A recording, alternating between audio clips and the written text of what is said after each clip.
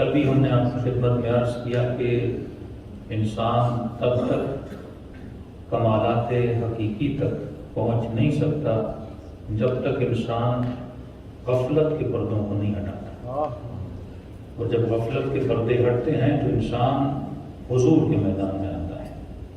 اور یہ حضور پانے کے لیے، کیونکہ کس کو حاضر ہونا ہے؟ میں نے حاضر ہونا ہے۔ کس کے سامنے حاضر ہونا ہے؟ اللہ کے سامنے حاضر ہونا ہے۔ اب جب تک یہ میں نہیں سمجھوں گا تب تک میں اللہ کے حضور میں بھی نہیں آ سکتا۔ اس وقت جتنا انسان اپنے جسم کی خدمت میں ہے اتنا انسان اپنی ذات کی خدمت میں نہیں ہے۔ اس چیز کو ڈیفائن کرنا بڑا مشکل ہے کہ جب میں بولتا ہوں میں، تو اس میں سے مراد جسم ہے یا اس میں سے مراد میں ہوں، اور جب یہ دو چیزیں ایک ہیں یا یہ دو چیزیں الگ ہیں، کہ جسم ہی میری حقیقت ہے یا روح میری حقیقت ہے۔ اور اگر یہ دو الگ الگ حقیقتیں ہیں تو دونوں کی ڈیمانڈز بھی الگ الگ ہیں، دونوں کی ضرورتیں بھی الگ الگ ہیں۔ تو میں نے کسی جگہ پہ عرض کیا کہ امام حسین سے پوچھا گیا کہ مولا جسم کی لذت اور روح کی لذت کو ڈیفائن کریے، تو مجھے کیسے پتا چلے کہ کون سی چیز جسم کی لذت کے لیے ہے اور کون سی چیز روح کی لذت کے لیے ہے؟ مثلا ابھی آپ مجلس سن رہے ہیں تو کیا جسم کو کچھ مل رہا ہے یا روح کو کچھ مل رہا ہے؟ تو سیدھی بات ہے 2 گھنٹے بیٹھے یا 4 گھنٹے بیٹھے جسم کو کچھ ملنے والا نہیں ہے۔ یا جس چیز کو مل رہا ہے وہ کیا ہے؟ روح۔ 2 ظرف آپ کے پاس ہیں، ایک ظرف جسمانی ظرف ہے، ایک ظرف روحانی ظرف ہے۔ کئی چیزیں جسم کے ظرف کو بھرتی ہیں اور کئی چیزیں روح کے ظرف کو بھرتی ہیں۔ تو یہ چیزیں پتہ ہونی چاہیے کہ جب افطار کا سفرہ لگتا ہے وہ روح کے لیے نہیں ہے، وہ جسم کے لیے ہے، اور جب حسین کی مجلس کا سفرہ لگتا ہے یہ جسم کے لیے نہیں ہے۔ پر محمد علی محمد بلندر صلوات۔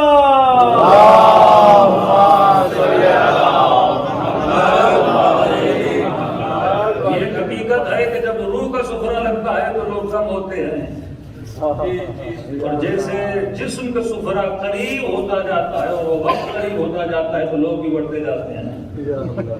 یہ ہماری سلیکشن بتاتی ہے کہ ہماری زندگی میں اہم کیا ہے اور اہم کیا ہے، امپورٹنٹ کیا ہے اور موسٹ امپورٹنٹ کیا ہے۔ کامیاب وہ لوگ ہوتے ہیں جو ان 2 چیزوں کو ڈیفائن کر سکیں۔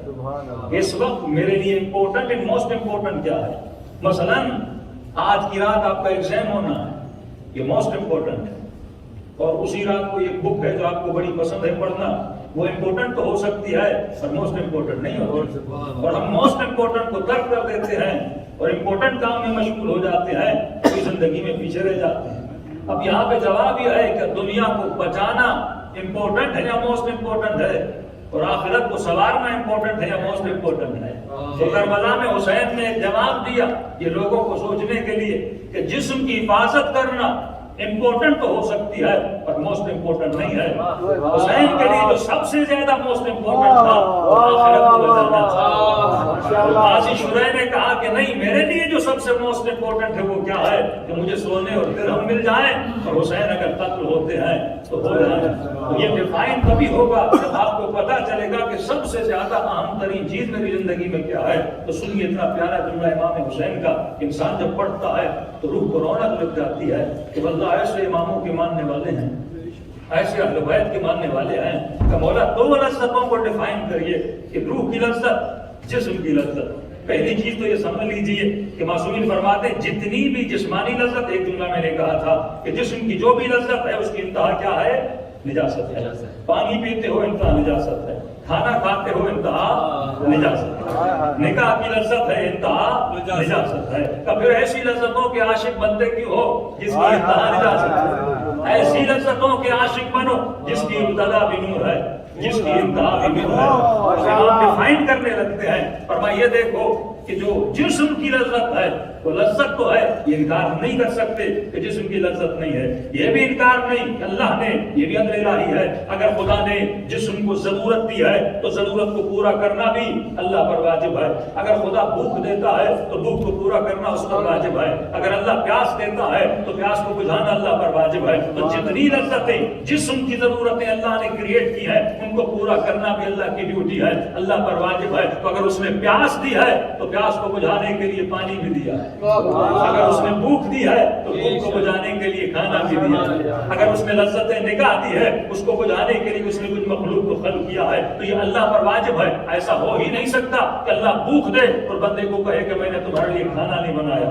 یہاں پہ بندہ سوال کر سکتا ہے، اب یہاں پہ کئی لوگوں کے ذہن میں ایک کوشچن پیدا ہوتا ہے، اگر رزق کی ذمہ داری خدا کو ہے اور ہم ممبر سے سنتے ہیں وہ چھوٹی سی جھوٹی، وہ چھوٹا سا ایک وجود جو زمین کے قعر کے اندر ہے، ہزاروں فیٹ اندر ہے، وہاں بھی خدا اسے رزق دے رہا ہے۔ آج کل کے بچے سوال کرتے ہیں مولانا پھر ایسا کیوں ہے؟ افریقہ میں لوگ بھوک مر رہے ہیں، سینکڑوں لوگ بھوک کی وجہ سے مر جاتے ہیں، یمن کے لوگ بھوک سے مر رہے ہیں، اور اللہ نے جب رزق کی ذمہ داری اٹھائی ہے، اللہ کی آواز آتی ہے میری ذمہ داری یہ ہے کہ تو ایک دانہ زمین میں ڈالے میں 100 دانے بدل کے واپس دیتا ہوں، میری ذمہ داری یہ ہے میں آسمانوں سے بارش کو برساتا ہوں، میری ذمہ داری یہ ہے تمہیں انرجی کی ضرورت ہے میں زمین میں پیٹرول بھی رکھتا ہوں، میں گیس بھی رکھتا ہوں، اب یہ تمہارا فرض ہے کہ جو چیز میں تجھے دے رہا ہوں تو عدل کے ساتھ میرے بندوں میں تقسیم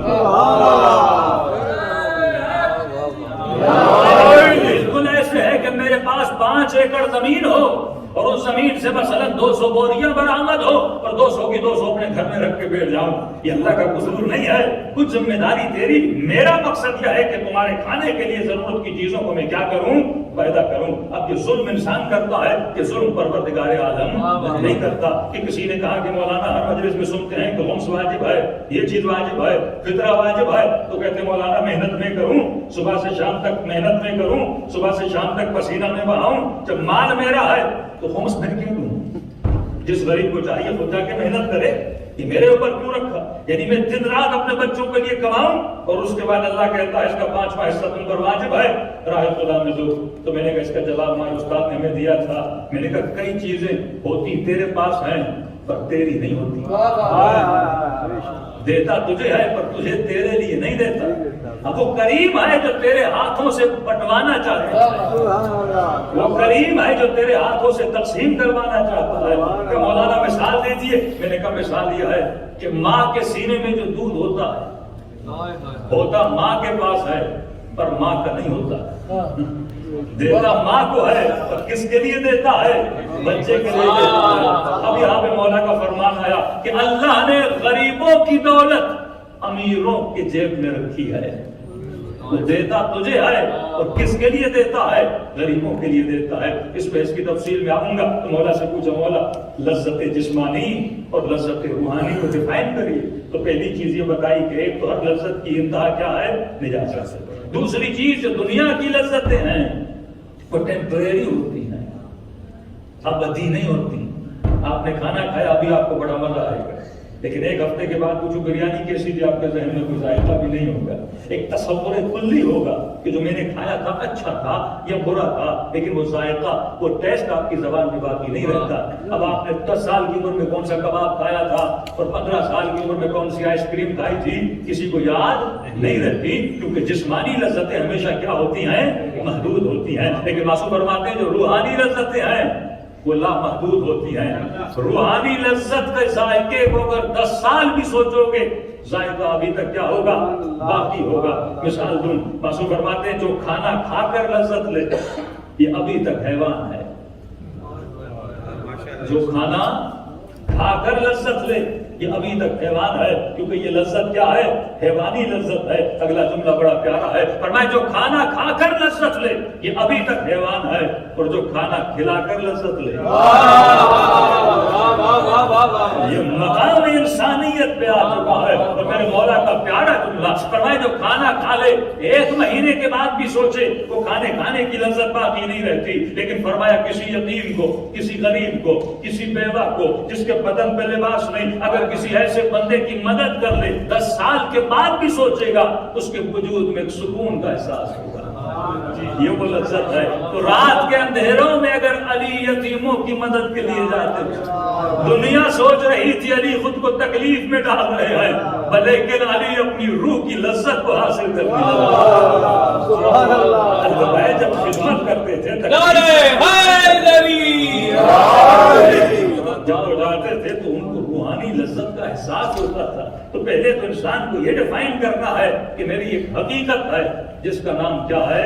روح ہے.